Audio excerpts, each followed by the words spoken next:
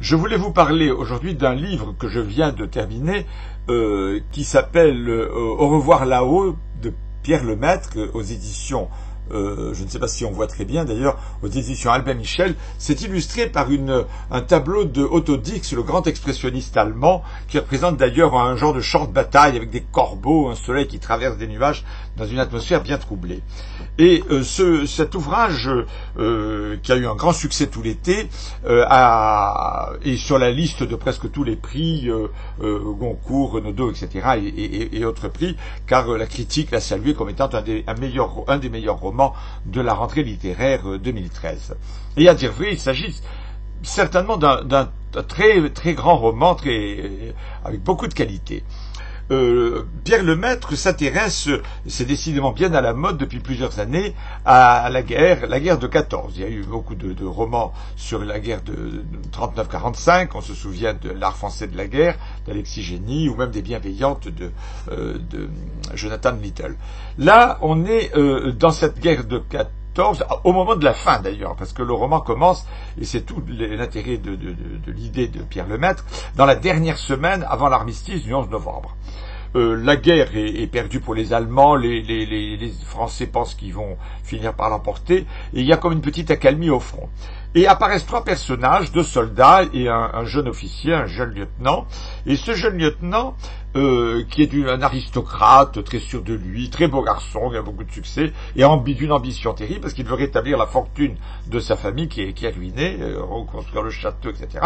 Et pour cela, il doit revenir de la guerre en héros. Et il va faire une bêtise, enfin une dernière petite offensive pour envoyer quelques hommes du côté allemand pour reprendre une petite position. Ça tourne très mal parce qu'il y a plusieurs morts et il y a deux soldats qui sont sous ses ordres, donc un garçon, Albert Maillard, qui est un genre de petit bourgeois, prolétaire, petit bourgeois, qui est comptable dans le civil et qui a traversé la guerre avec chance sans se blesser ni mourir comme des millions d'autres Français. Et puis un jeune homme un petit peu marginal parce que c'est le fils d'un monsieur immensément riche, dont le père est un banquier industriel, monsieur Péricourt, et qui est un des hommes les plus puissants de Paris, mais il a rompu avec ce père-là, parce que c'est un artiste, et le père a compris que ça ne serait pas un héritier bien valable, parce que il est un petit peu efféminé, il s'intéresse à l'art, le père pense qu'il est homosexuel, et donc ça a cassé le rapport avec le père. Voilà les trois personnages principaux, donc à cette fin de la guerre. Et un événement épouvantable, qui est raconté d'ailleurs avec un brio extraordinaire dans les 100 premières pages du livre, qui est un gros livre qui a fait plus de 500, le lieutenant Donné Pradel va, dans cette offensive, précipiter vers la mort ces soldats, et en particulier cet Albert Maillard, qui est précipité dans une fosse, qui est presque enterré. Il va mourir, il croit qu'il est perdu, il est sauvé par son camarade, donc Édouard Péricourt, qui arrive à sortir de là, mais à ce moment-là arrive un obus, et le pauvre Édouard Péricourt a la moitié du visage emporté, ça sera ce qu'on appelle une gueule cassée, des gens très très abîmés du visage, comme des monstres en quelque sorte, qu'il faudra opérer et réopérer. Lui ne voudra pas au bout d'un moment qu'on arrange les choses et préférera porter un masque. Bon. Et les deux soldats vont être pris d'une amitié extraordinaire, ils vont venir à Paris, vivre à Paris, et vivre dans une vie de misère, car le jeune riche n'a pas voulu se faire connaître de sa famille, il s'est même fait passer pour mort en prenant l'identité d'un autre soldat mort, et donc sa famille le croit mort. Il ne peut pas réclamer donc sa pension d'invalidité, et l'autre n'a pas été assez blessé pour toucher quelque chose, il tire le diable par la queue, il fait l'homme sandwich, le liftier d'ascenseur, etc., pour d'ailleurs essayer de faire vivre son ami blessé. C'est d'autant plus grave que l'ami blessé, qui souffre beaucoup, a besoin de morphine, et il est devenu accro aux piqûres de morphine, et dont il a tous les jours besoin.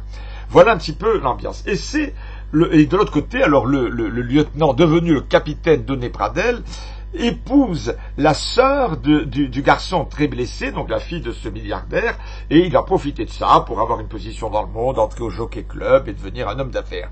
Et comment?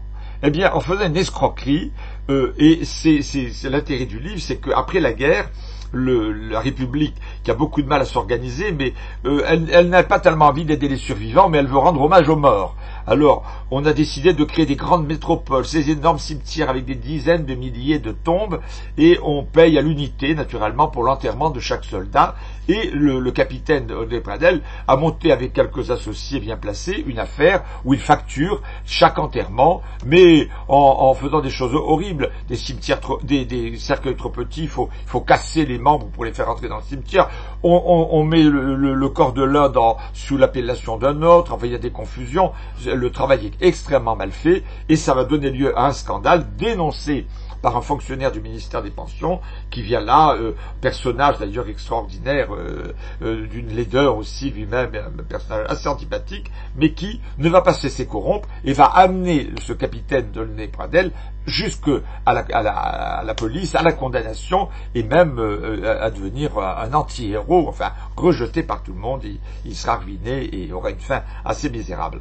Et les deux autres vont faire le blessé artiste et Albert Maillard, son copain, vont se lancer dans une autre escroquerie, sans savoir d'ailleurs quel est le rapport avec l'autre.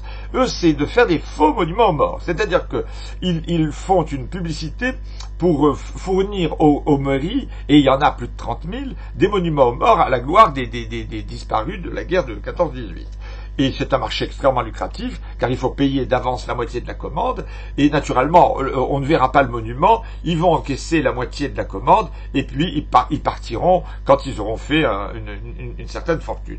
Alors l'histoire se déroule à peu près bien, et à la fin, Albert Maillard va finir par partir au Liban avec une fiancée qu'il a trouvée, parce que la première qu'il avait trouvée en revenant de la guerre l'avait abandonné, s'était marié avec un autre, c'était d'ailleurs le lot commun de tous ces pauvres poilus qui rentraient de la guerre. Ils n'étaient pas morts, mais ils étaient bien oubliés. Et l'auteur, Pierre Lemaitre, décrit très très bien l'ambiance à la fois affairiste et patriotique, mais plus affairiste que patriotique, de ces années d'après la guerre de 14, où on veut à la fois rendre hommage aux disparus, les affaires doivent continuer, et ce monde politique un petit peu frelaté, un petit peu corrompu, qui va être celui de la Troisième République entre deux guerres, naturellement. Et le personnage le plus intéressant, c'est naturellement le jeune Édouard Péricourt, parce que il va choisir de se suicider, de se jeter sur les roues d'une voiture, et la tragédie fait que c'est sur la voiture de son père qu'il est tué, et le père découvre que son fils n'est pas mort, il est vivant, mais mort puisqu'il a été écrasé par sa voiture. Voilà comment finit ce roman. Il y a des personnages secondaires, je l'ai dit, une petite fille de 11 ans qui est la fille de la logeuse dans la maison dans laquelle ils habitent, et qui est un seul rayon de soleil, à qui d'ailleurs ils vont laisser une petite fortune quand ils vont quitter la France, l'un pour s'expatrier, l'autre pour mourir, et elle aura un destin qu'on ne sait pas trop, qu'on ne connaît pas trop, mais l'auteur nous donne rendez-vous en 1940, on a compris que peut-être tournera-t-elle mal dans les années 40. C'est une autre histoire. C'est un roman très foisonnant, avec plein de personnages secondaires très intéressants, qui est une description de la société française des années 20, avec beaucoup de réalisme, un style formidable, parce que c'est un style simple, percutant, très efficace, mais sans vulgarité, et il n'y a pas non plus de choses trop larmoyantes, n'est-ce pas? On ne s'apitoie pas trop. C'est une littérature assez forte et avec des sentiments, mais qui ne sont pas des sentiments ni mesquins, ni pénibles, sauf la révolte de ces situations insoutenables qu'est celle de la guerre. Je vous encourage vivement, en tout cas, à lire ce livre. Il est sur la liste des Goncourt, peut-être l'aura-t-il mardi prochain, enfin on le saura bientôt, mais c'est un très très beau livre, un grand livre peut-être même, dont on se souviendra. Voilà, alors bonne lecture.